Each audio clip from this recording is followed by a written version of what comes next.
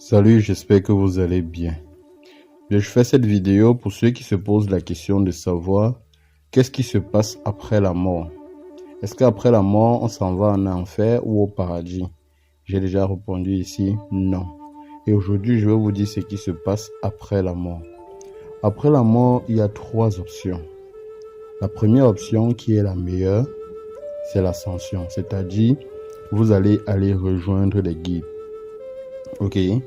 Vous allez aller rejoindre les guides. Cela signifie que vous avez déjà tout accompli sur la terre. Vous êtes entièrement pur. Vous êtes élevé spirituellement. Vous avez atteint votre dernier degré d'élévation spirituelle. Ok? La deuxième option est la réincarnation. Si vous réincarnez, ça veut dire que vous avez encore des dettes de karma. Ok? Vous devez encore réaliser certaines choses sur la terre. Vous devez encore payer certaines dettes spirituelles. Vous devez encore accomplir certaines choses. Ok? Et la dernière option, c'est le blocage dans le bas astral. C'est-à-dire soit le blocage entre les morts et les vivants. Ceci m'amène à vous expliquer donc pourquoi il est nécessaire de faire les funérailles. Lorsqu'on dit qu'il y a deuil, vous allez toujours entendre parler des funérailles. Généralement, en pays bamileke, on fait toujours un cercle, un tour de deuil. Ok?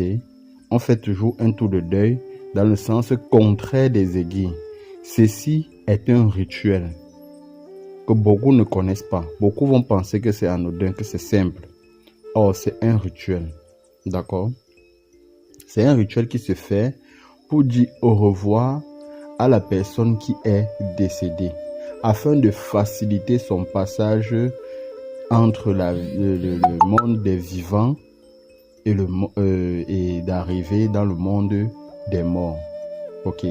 Afin de voir s'il va accéder au guide ou alors s'il va se réincarner.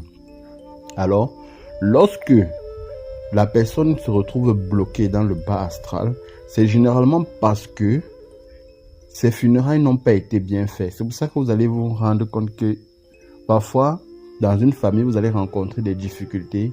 Et lorsque vous allez aller consulter, on va vous dire, il y a telle personne qui est morte depuis, on n'a pas fait ses funérailles. Ou alors on n'a pas retiré son crâne. Ou alors, autant de choses. Donc, ce sont ces choses-là, généralement, qui va faire que l'âme de la personne soit bloquée dans le